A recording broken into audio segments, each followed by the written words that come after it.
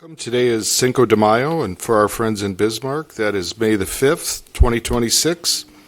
It is 5:30 p.m., and we are in the Bosch Freilich Meeting Room in Mandan City Hall. Mr. Neubauer, could you please take the roll? Commissioner Braun. Rohr. Here. Schoberg. Here. Heinzschon. Here. Mayor Freilich. I'm here. At this time, we will have Tristan Kosek with the Mandan Progress Organization lead us in the Pledge of Allegiance.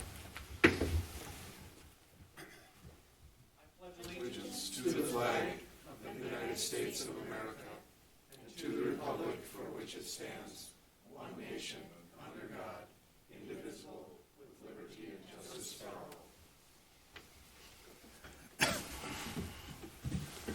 all. All right, we'll start out with announcements. And first one up is Fire Chief Mitch Bitts with notice of Fire Department Sales Tax Initiative public information meetings. Good evening, Mayor and Commissioners. Thank you for the opportunity to remind our residents of our public input information meeting on May 18th at 6 p.m. down at Fort Lincoln Elementary School. During that time, we're going to do a small presentation and just kind of lay out some of our thought process and the need for Station 3 and the facts that related to the sales tax that's going to be on the June 2026 ballot to continue that existing sales tax from the Star and Sports Complex to reallocate that to the fire department. So invite the public to come out, interact with us, and ask questions, and just stop in and say hi if they're able. Okay, thank you, Mitch. Could you also comment on last night's fire in Bismarck and the Mandan Department's response, how that works? Yep, absolutely, Mayor, Commissioners. So, unfortunately, our neighbors in Bismarck did have a significant structure fire last night, large multifamily residential unit, and those are very taxing from a labor standpoint, our forces. So we have a very strong working relationship with Bismarck Fire Department, and they called for some of our equipment. We had to have a mobile air trailer, which is part of a regional response team, and that's exactly what it's designed for, is to take out to large incidents like that, help fill air bottles on scene rather than having to transport bottles back and forth to the station. And then we also sent a crew over a little bit later just to assist with personnel. Again, there's are very labor-intensive operations, and Bismarck has helped us out many times, and we work very well together, so it's a reciprocal gesture. We have received a few phone calls just to mention, asking where people can donate. The City of Bismarck website does have some information on it. The North Dakota Lions Emergency Relief Group is kind of leading the charge on that, or the Crisis Care Chaplaincy, Salvation Army or American Red Cross are also good places to donate. So hope that answers your questions. Yes, it did. Thank you, Mitch. Now we will have construction updates. Jarek? Mayor and Commissioners, let's see, I'll pull up my presentation here. I got a few projects that I was going to plan on going through today. We've got a lot of projects that are kind of starting up officially around town. First, as always, is the Memorial Highway project.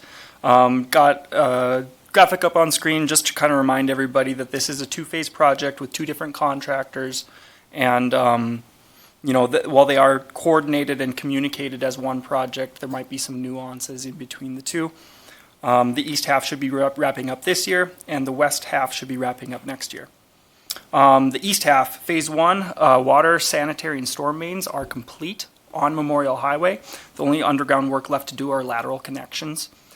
Paving is happening from two directions. You can see on the picture here, coming from the east, moving west, and then right here, it's coming from the west, moving east. There is intersection work at 46th, and I do have here, I'll go forward a little bit. We will have changing traffic patterns associated with some of the continued work at 46th. This is one that will be starting tomorrow morning. The north to westbound movement at 46th will be restricted. So anybody trying to go westbound on Memorial Highway will have to take a left at 19th before they get up to Memorial Highway. Phase 2, still doing work at the Main Street intersection, and we're expecting kind of a traffic pattern shift away from what it's at right now to occur next week. And then we will have utility and mainline paving following this kind of Main Street work. And that project, once again, will be completed in 2027. First Street reconstruction, we had our pre-construction meeting on April 24th. They had a phasing plan submitted, and they did door-to-door engagement with property owners on April 24th. They developed a project newsletter and distributed that during the door-to-door engagement. Last week, everybody saw traffic control go up and removal start. This week, the contractor is starting to work on water main installation. And then upcoming, they'll be working on sanitary and storm utilities. They'll do grading and base work, and then curb and street on the phases 1 and 2, as you can see here, shown in red and blue in the picture. And then just to let everybody know, we do have a project website for this project where we will try to keep the most up-to-date information at. The Collins Avenue Reservoir, retaining wall work is continuing there. Right now, that is most of what's happening. Retaining wall work, site cleanup, kind of prepping for the site restoration. Still like to show off pictures here and there on that one. Kind of a big adjustment there. Kind of a new project here. We did complete our municipal concrete contract and awarded that to Sayre Construction. They will be working at about 60 locations in the downtown area starting tomorrow. So there should be increased activity in the downtown area related to concrete work, and that work should wrap up once again before July 4th. 8th Avenue Northwest and 27th Street will be talked about more in the coming months. We have our first public input meeting for this on May 14th from 6 to 7:30 p.m. at Mandan High School. Right now, we have kind of a preliminary special assessment boundary drawn up. We'll be showing that at the public input meeting. We'll be talking about the federal funding, the scope of work, and what folks might want to see with that project and what we have planned. And then we do have kind of a hodgepodge of neighborhood projects still going on. SID 235, this is the Low Strader and Culver's project. We have checklist items that are being finished on that project, so you will see some activity, but that should be wrapping up very soon. Water and Sewer District 65 near Lewis and Clark. They are doing the sanitary sewer lining on that project right now, and then milling and paving would follow after school is out, so later in May. Street Improvement District 241 near Red Trail Elementary. We have a pre-construction meeting this Thursday where the schedule will be established, and we'll have a lot better information at that time. And then SID 242 near Roosevelt, we are in final design with that. Mandan Proper Phase 1, we are still working through final design on that one. And then a reminder, we do have a lot of project websites at ourcityofmandan.com/projects webpage, or landing page, and people can hopefully get really good up-to-date information on the projects that they're interested in there. Any questions? Any questions for Jarek? Mayor and Jarek, the downtown area with the replacement concrete, how many locations are approximately being replaced on that? Can you touch on that piece too? We have 60 locations. I think, well, this was kind of the locations were identified through kind of a team effort here at City Hall. There was a lot of different departments that walked the downtown area. I should enter the replacement for some of the faulty concrete from a couple years ago or whatever for those. Oh, that one. area. Yes. Yep. Okay. Yeah. I don't have that on here. That was the Midtown East project. It was a project that was completed in 2020. There were some concrete panels that were flaking, and there was a petrographic analysis report that determined improper curing and finishing to be the cause of that. So the contractor, a couple years ago, tried to do kind of a skim coat on top of those failed panels, and that failed. So then now they are back doing full replacement on the panels that failed from 5 years ago, 6 years ago. So it is all at the contractor's expense. There was no adjustment to special assessments associated with this. This is just addressing work that was considered substandard at the time, and it's just circumstantial that it has taken so long for it to finally get resolved. Approximately how many properties do you recall? I don't remember off the top of my head. I want to say 30-ish 30-ish, okay. properties, yeah. Okay, thank you. Yep. Any other questions for Jarek? If not, thank you, Jarek. We will move on to item number 3, Touch a Truck.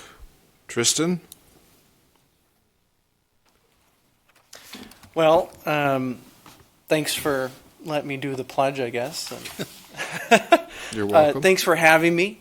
Pleasure to get you guys up to speed on everything that's sort of planned for Touch a Truck. Touch a Truck is really an exciting event for the MPO because it is sort of that summer kickoff. I think we get to really notice the days are longer. The sun feels nice on our face, and you don't have to wear a coat anymore. And so this year is really going to be quite exciting. We have 54 trucks that are participating. It is a record. I believe we actually have 12 new participants this year. So a huge jump in participants on Main Street. It'll be absolutely packed. One of the other things that we've done this year is we reintroduced the Touch a Truck coloring book. This is going to be given out to 1,000 of the kiddos that come down to Main Street. And we have all of these custom pages designed and whatnot, showcasing different machines that'll be on Main Street and whatnot. So then kids can take that home and they have an opportunity to have that educational piece after they have enjoyed their time on Main Street. So really, really excited to get that out to the kids. A couple notes in terms of logistics. Main Street will close at 7 a.m. on Saturday, May 16th, and then we will have the street reopened at 3 p.m. We are expecting probably about 7,000 attendees, give or take. Obviously, weather can play a huge factor into that. So if you have any questions, let me know. But if you guys are looking for posters that you'd like to hang up at your business, you're welcome to reach out to the Mandan Progress Organization, and we will provide some posters for you guys to hang up to spread the word and get everybody down on Main Street. So, any questions? 10 to 2? That is from 10 a.m. to 2 p.m. on Saturday, May 16th. Food trucks? There will be food trucks. I believe we have 10 vendors. Plenty of all of your favorites, anything from burgers, donuts, ice cream, whatever you name it. And then we'll also have a selection of craft vendors for people to browse through. And some other activities which we're excited about is bringing inflatables back. For the kids, we'll have an obstacle course, bouncy house, all that stuff. And then we're also bringing an airsoft shooting range that's going to take place at the backside of Heritage Park. That the kids can, I suppose, practice their aiming if they want to, but not use it on any people, just use it on some targets. So, should be very, very exciting and very, very packed. So if you have time, come down to Main Street. Mayor Tristan, is the event primarily financed through sponsorships and registration fees? Yep, so the Touch a Truck is completely free to attend. We're able to do that by securing sponsorships. It is 100% sponsorship funded. I am happy to report the MPO had a lot of generous sponsors to help us meet our goal this year. So definitely take the opportunity to check out on the posters, the banners throughout the park, and the website to see who are all the people who want this stuff to be free for the community. But yes, completely 100% sponsorship funded. I think in our city of Mandan, the business community and many others are very supportive of those events, and without them, it'd be difficult to have the events to the extent we like to have them. Of course, yeah, and can't put them on without those partners. So we're very appreciative to everybody. Thank you. Tristan, could you just give us quick update on how the parade registration is going? Parade registration is starting to catch up to where we were at this point in years past. We have continued to push parade registrations. I believe we're just at about 50 as of right now, which puts us, I believe, extremely close to where we were before. What we were learning from a lot of registrants is because of the America 250 call to enhance the experience, a lot of people kind of went to the drawing board and they said, how are we going to do things a little bit different? And so that added some preparation into their timelines, but we're definitely seeing people pick up and get themselves registered for the parade. Okay, and the fireworks? Fireworks are doing great. We have all the agreements in place for that. Sponsorships have been going good. Of course, we're still, looking for a couple more people to help us cover all of the costs. But the show will be free to attend. It will take place on July 3rd, north of the Mandan Middle School on the plot of land there.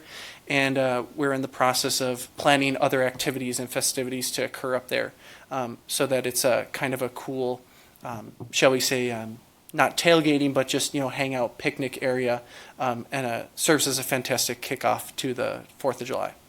Okay. Thank you, Tristan. Of course. Now we'll move to item number 4, Public Works Open House, May 21st. Mr. O'Keefe. Good evening, Mayor, Commissioner. Just wanted to remind everyone, May 21st is Mandan Public Works Open House. It'll be from 3 to 6 o'clock. This event is part of National Public Works Week, which runs from May 17th through the 23rd. This year's theme is Rooted in Service, Powered by Community. It's a great reminder of the role Public Works plays every day in supporting and strengthening our community. We've received some great donations already from local partners and vendors. We truly appreciate that. It'll help us make this a great event and fun. We'll have hamburger, hot dogs, along with assortment of local vendors and firms that we coordinate with regularly. Good chance to see what we do down at Public Works and kind of check out the shop if you haven't been down. It'll be a good time. We'll have the burgers, hot dogs, and we'll have some hands-on experience, a couple rides going, probably a sweeper, a truck going. So we look forward to a strong turnout and chance to connect with the community in a different way than we normally do on the day-to-day. Okay, and again, that is May 21st from 3 to 6 p.m. 3 to 6 p.m. Okay, thank you. We'll move on to item number 5, community cleanup. Carrie? Good evening, Mayor and Commissioners. It is May, so it is Community Cleanup Month. We have about 17 routes. Of those, 3 are left to be claimed to be cleaned up. Our first route was cleaned up this past weekend by NISC. We've have over 100 volunteers at this point, which is normal for us. We've had lots of door prizes donated by Bismarck and Mandan businesses, and we're just looking for those last 3 routes to be claimed. And that can be done at cityofmandan.com/litter cleanup. Okay, thank you. We will move on to item number 6, Arbor Day recognition. Mr. Neubauer. Mayor Freilich and Commissioners, just want to show a couple pictures from last Friday's Arbor Day celebration in Dykeshorn Park. Big thank you to Jason, Adam, and Allison from our grounds maintenance crew, and also the Lakewood Elementary 5th grade, who did a fine job of planting 2 trees, one hackberry and one Ohio buckeye. So, fun fact, if I recall correctly, that when the first tree cities were announced and cities were signing up for those 50 years ago, there were only 42 tree cities across the United States, and I believe there are only 16 of us who are entering our 50th year of being a Tree City USA. So, big shout out to y'all as commissioners, and big shout out to commissioners 50 years ago, who at that time consisted of Mayor Malcolm Brown, who was our mayor for 4 years and also a city attorney for the city of Mandan for many years, along with the commissioners at that time, which were Edward Bosch Freilich, whose namesake room we're in tonight, along with Carolyn Lutkat, Joe Schaff, and BJ Silbernagel. So big shout out to those folks who had the foresight 50 years ago to declare Mandan as a Tree City USA. So Very good. Thank you. We will now move on to public comment. Are there any comment cards or none? Okay, we will move on to the approval of the agenda. Commissioners, So move to approve the May 5th, 2026 agenda for this evening. Second. motion by Commissioner Rohr, second by Commissioner Heinchan. Any discussion? Hearing none. Roll call, please. Commissioners Rohr, Yes. Schoberg, Yes. Heinchan, Yes. Braun. Yes. Mayor Freilich. Yes. We'll move on to the minutes. Consider approval of the April 21st, 2026 Board of City Commission meeting minutes. I'll make a motion to approve the minutes of the April 21st, 2026 Board of City Commission meeting minutes. Second. Motion by Commissioner Schoberg, second by Commissioner Heinchan. Any discussion? Hearing none. Roll call. Commissioners Schoberg, Yes. Heinchan, Yes. Braun. Yes. Rohr. Yes. Mayor Freilich. Yes. Item number 2 under minutes, consider approval of the April 29th, 2026 quorum of City Commissioners minutes. I'll make a motion to approve the April 29th, 2026 quorum of city commissioners minutes. Second. Motion by Commissioner Heinchan, second by Commissioner Rohr. Any discussion? Hearing none. Roll call. Commissioners Heinchan, Yes. Braun. Yes. Rohr. Yes. Schoberg. Yes. Mayor Freilich. Yes.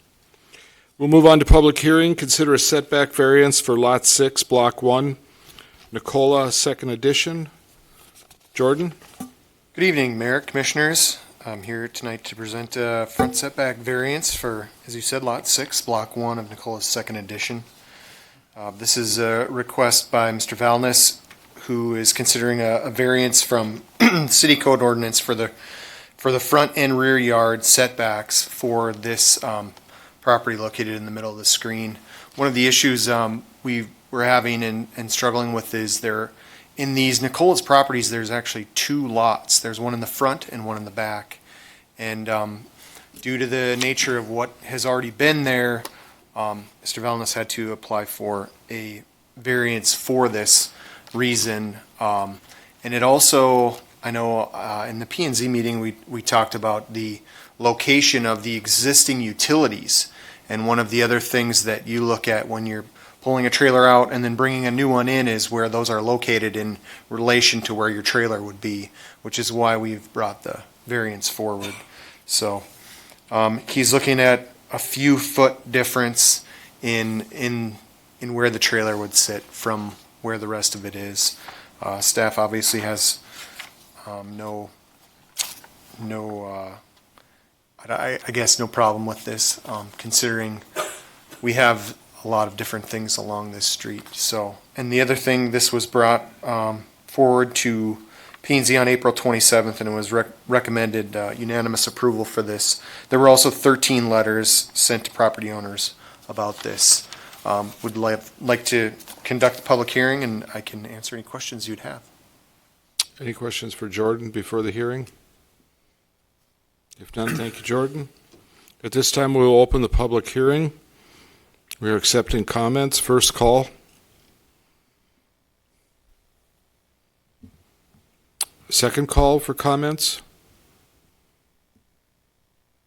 Third and final call.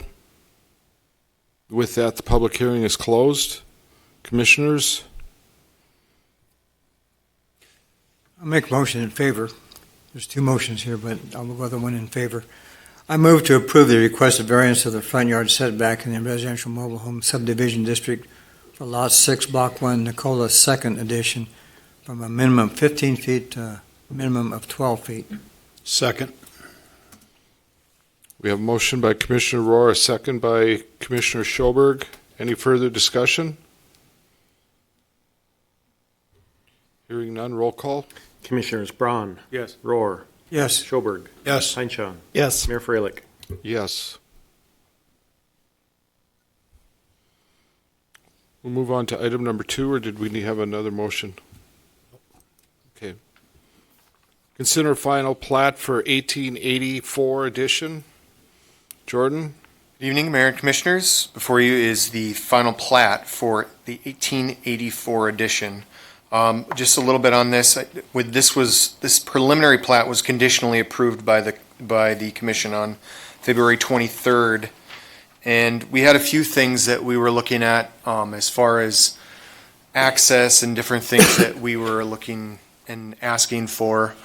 These have all been met, and before you is the final product of what is 1884 edition. This plat consists of 15.3 acres of land that's divided in different sections. Because of the existing conditions is probably why you see some of the things that may be irregular, but we do have access, and staff is satisfied with what is there for the final plat. So this was also brought forward on the 27th of April to P&Z with a unanimous approval for this plat. I can answer any questions, but would also like to have a public hearing on this. Thank you. Any questions for Jordan? If not, thank you, Jordan. At this time, we will open the public hearing. First call for comments. Second call for comments. Third and final call for comments. With that, the public hearing is closed. Commissioners? I move to approve the final plat for 1884 edition. Second. We have a motion by Commissioner Heinchan, a second by Commissioner Schoberg. Any further discussion? Hearing none, roll call, please. Commissioners Rohr, Yes. Schoberg, Yes. Heinchan, Yes. Braun. Yes. Mayor Freilich. Yes. There are no bids tonight, so we will move on to the consent agenda. Are there any items on the consent agenda that you would like removed, Commissioners? If not, I would entertain a motion to approve. I'll make a motion to approve the consent agenda as presented. Second.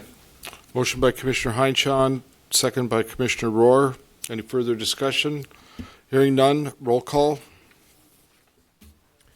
Commissioners Schoberg, Yes. Heinchan, Yes. Braun, Yes. Rohr, Yes. Mayor Freilich. Yes. There is no old business, so we will move on to new business. Consider wastewater treatment plant project consultant selection. Jarek.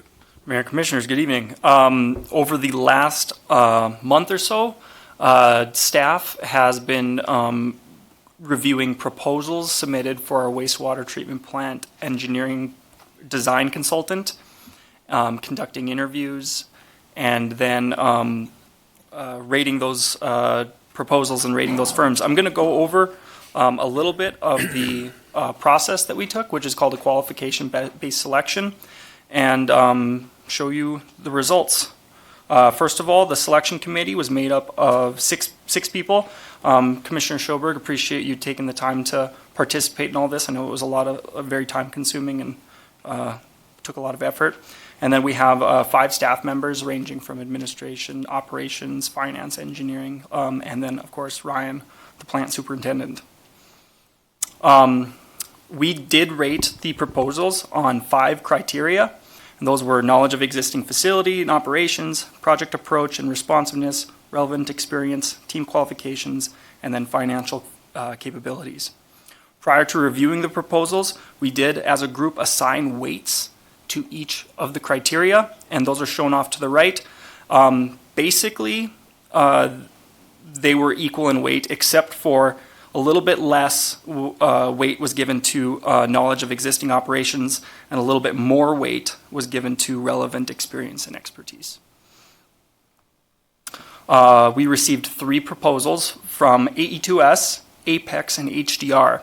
Each of these primary consultants did team with a few of selected kind of sub-consultants or partners on the project.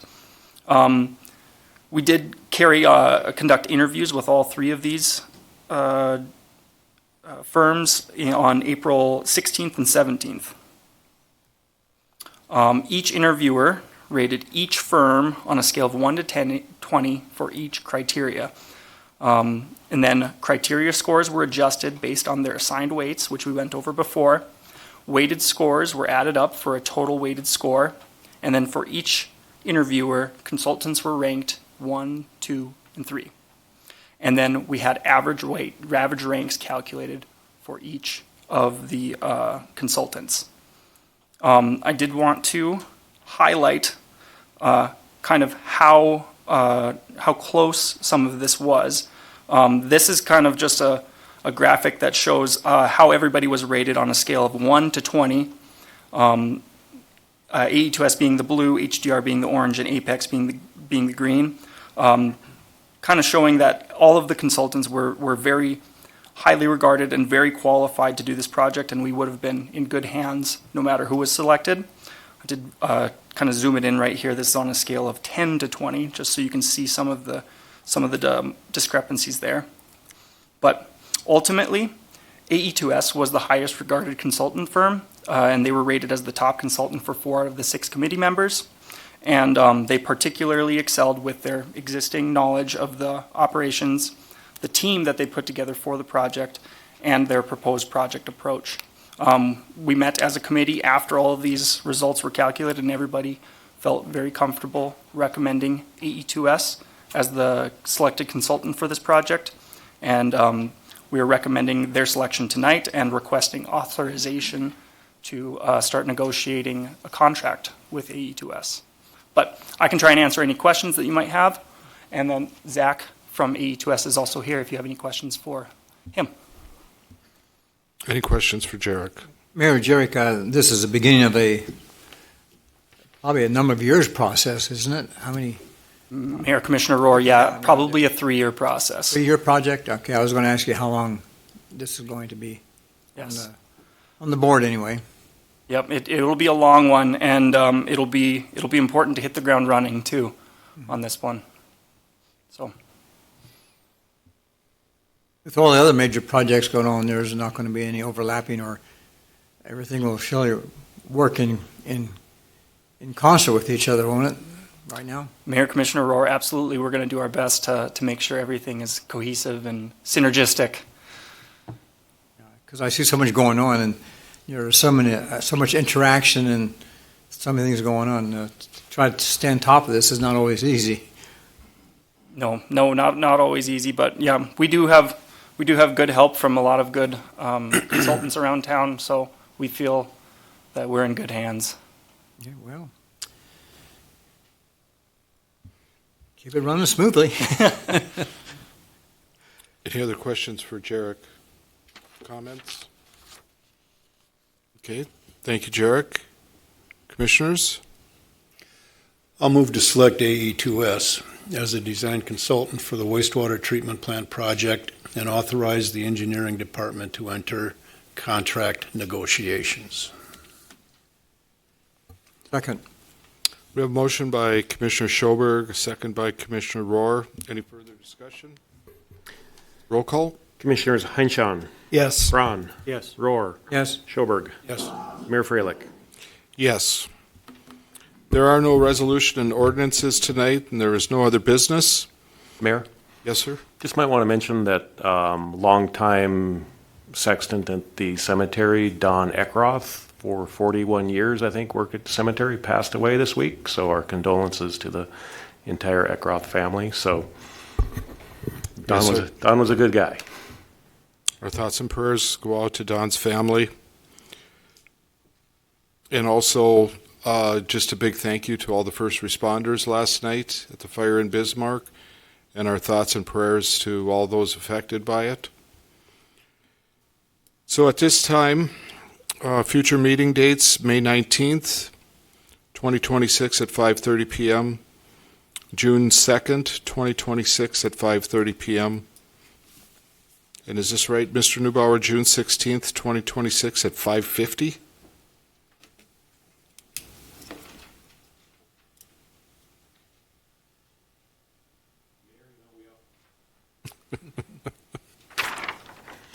Mayor, that might be a typo. Okay, we'll call it a typo. 5:30. It's interesting as I was looking through the minutes from 1976 on Arbor Day and Tree City USA, I found a reference to delaying some things till December 31st, 1976, which I thought was quite, or December 32nd of 1976. So There's a joke there. there's a joke there. It might involve I didn't. The delivery wasn't quite what we involve the expect. people in Bismarck, but Twilight Zone, maybe. okay. With that, be kind to yourself, be kind to your neighbor, and it's onward and upward, Mandan. Meeting is adjourned.